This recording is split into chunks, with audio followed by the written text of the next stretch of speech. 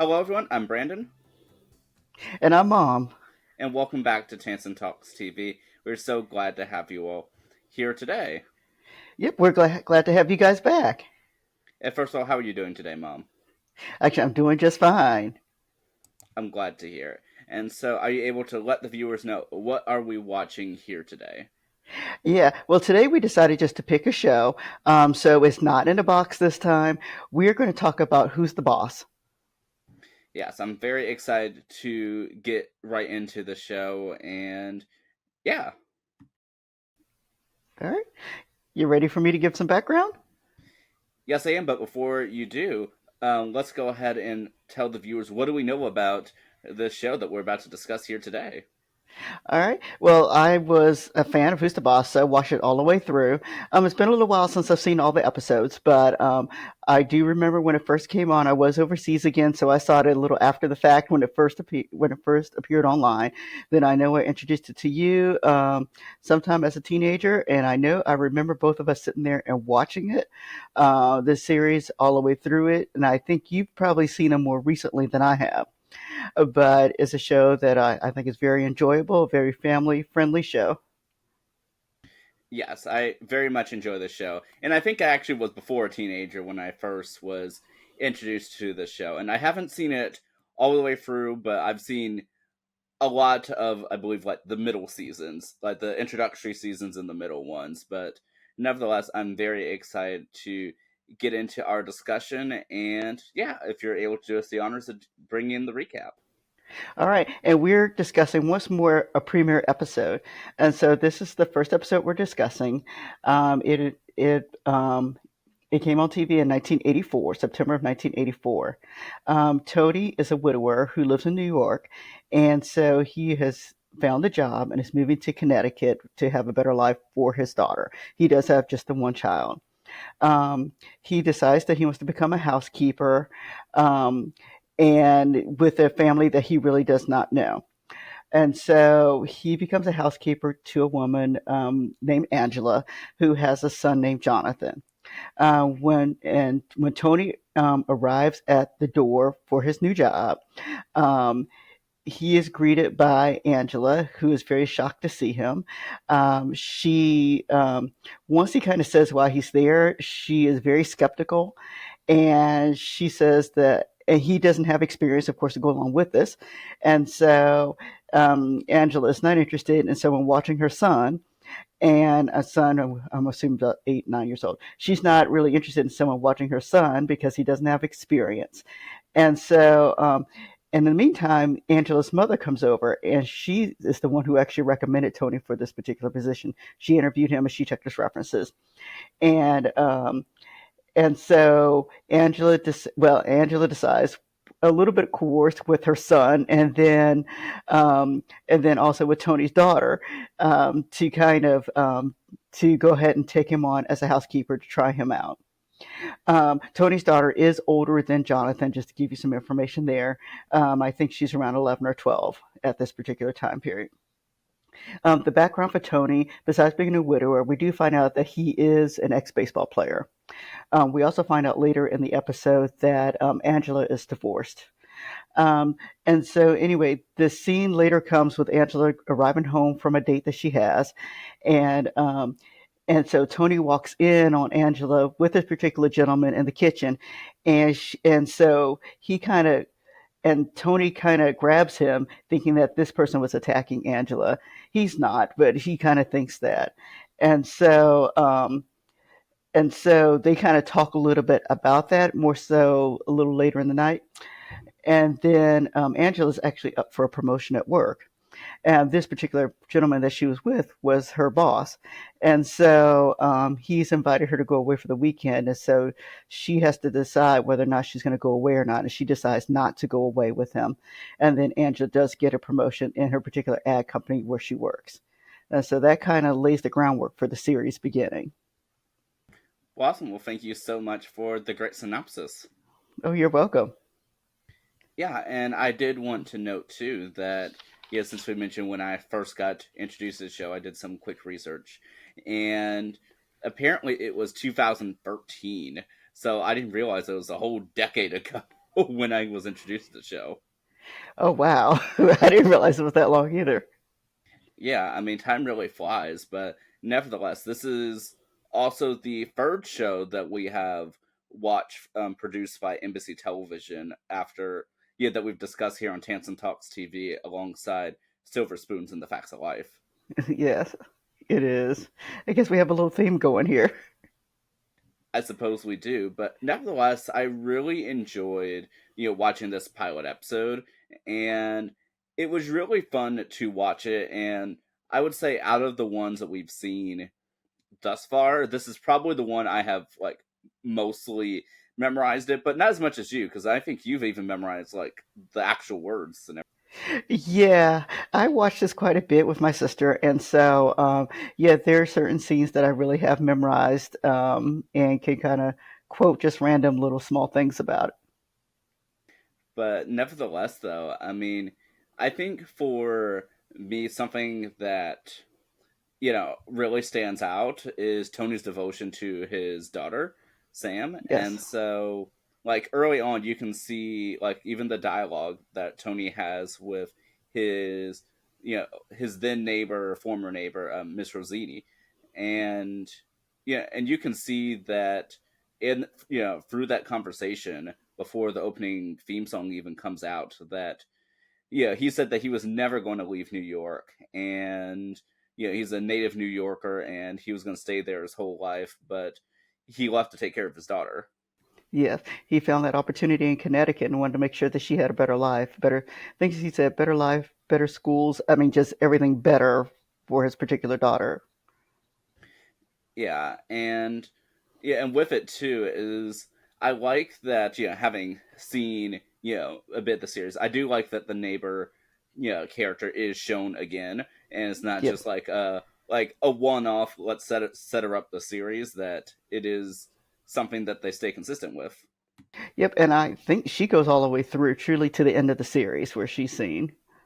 Yeah, I believe so. And so I really like that. And also, I think that is furthered by the fact that when when Tony eventually gets to Connecticut, that we find out that, you know, his job that he had left his apartment for, left the whole state for, wasn't even a guaranteed gig. It was this might happen and let's go and see. Yeah, yeah, it did work out for him. Yes, it did. And what are your thoughts about the character of Mona, Angela's mom in the series? Mona makes me laugh. Mona is the kind of a little bit of over the top mom. They really don't go into what she's quite doing quite now. They discuss that a little later, but you could tell that she's a caring mother to her daughter and then to her grandson. Yeah, I think that is quite evident within this. And we, just like we noted, is that Mona is the one that decided to hire Tony and not necessarily Angela. Yes, it is. It is. She kind of knows that Tony's kind of what the I guess you say the presence of Tony and his personality was kind of needed with this. Yeah, and they did note that, well, no, Mona noted that one of the reasons for hiring a male housekeeper was that she believed that that Jonathan, Angela's son, needed a male role model within his life, and that would be, a perfect way to have one right there and close by. Yes, she does say that. But yeah, but is there anything that really stands out to you, especially, having seen and practically have memorized, this episode? I just thought they did a really nice job of just kind of putting everything in place for this particular episode. I like that they showed that, you know, the dynamic with the children. I thought that was important. They've established school is important for both the kids. They established a little bit about the routine that I think Jonathan was missing per se, and how Tony's going to be a help to that. But then they also kind of mentioned that Angela kind of needed a little bit more routine also, and Tony was going to kind of fit that bill a little bit. Yeah, and I mean, going into that fervor, I mean, we see that, in passing throughout this episode, that Angela, even though she is a business executive, a vice president by the end of the episode, business president, for the company that she works at, that, that's where most of her time is. She doesn't she's not necessarily at home all too much, but that she really does not do any part of any of the household chores, and that she has always left that to the housekeeper, nanny, or whoever else is maintaining the house. Yep, they've alluded to the food and the fact that she doesn't really cook for her family. They alluded to the fact that she just, in essence, just even getting to work was having a little bit of an issue. Because I think Tony had to take her to the train station, if I remember correctly. Yeah, even like within the first couple scenes, and yeah, so that's definitely very evident. And going further with the food is that, yeah, when she's on the date with her boss, that, yeah, she went to the food to pull out some takeout food that she had, and she didn't even know what the takeout food really was, that she doesn't remember, and that she hasn't had any food since the last housekeeper. Yeah, the potato salad was kind of green. Yes, yeah. Yeah, so yeah, sorry, were you gonna say something else? Yeah, and they also mentioned Jonathan mentioned eating crunchy crawlers, which is, I guess, the cereal of choice that they decided to use, and how Sam had to look at it and say what it was filled with empty calories, and so Tony had to feed Jonathan eggs to give him something different for breakfast rather than what he was used to eating. Yeah, so I mean, overall, I think the series does, really well with, yeah, well, this episode does a really good job of introducing the series, the premise of it, and I like how the friendship, I mean, between Angela and Tony sort of even like formulates within this episode, and yeah, Angela seems very uncomfortable with the idea that Tony's there, but at the same time feels comfortable with his presence at the same time, like a dueling thought for her. Yes. And then you could also see, even with the children, how they will eventually have the opposite effect, meaning that Angela will be a mother figure to Sam, and then Tony, of course, a father figure to Jonathan. Yeah, so I think this does just such a great job with, like I said, the development, and in this case, sort of the role reversal of expectations, going into the show, and hence the title, Who's the Boss, where, Tony went from being, just a single dad, and now he's the housekeeper, no other job, whereas Angela, is the boss. But yeah, Yeah, it is. And I know you always ask me, would I continue watching? And I did continue watching the show after watching it, and have seen it, like I said, multiple times. So it's just really a nice show to watch.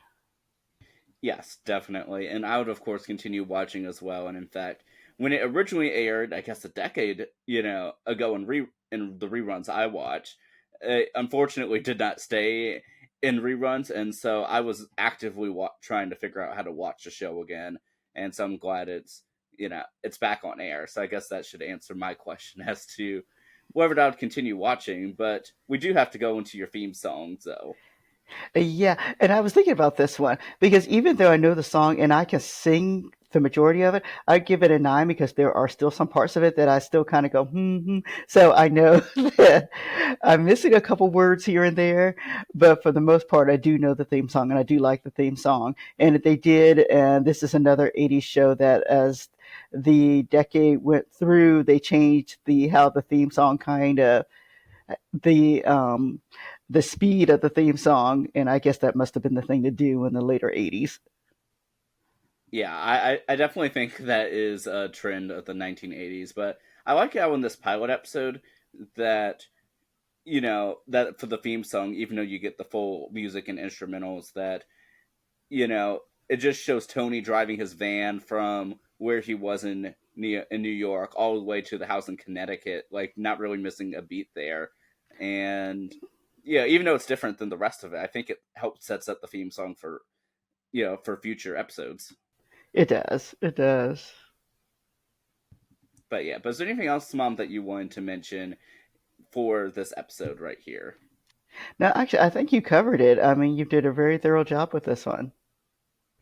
Thank you so much. And yeah, I mean, I really enjoyed this series, and I mean, it ran for a whole 8 seasons, and yeah, I mean, I am so excited that we had a chance to speak about this one, and it was just so fun. Yeah, it was fun. And I look forward to the next one that we do. Yes, I do as well. And of course, yeah, be sure to let us know, what shows you want us to see. Yep, that'd be great. Put it in the comments if there are any shows you'd like to explore. Yeah, I'm very excited to read those comments. But until next time, have a wonderful day, everyone, and we'll see y'all next time. All right, bye.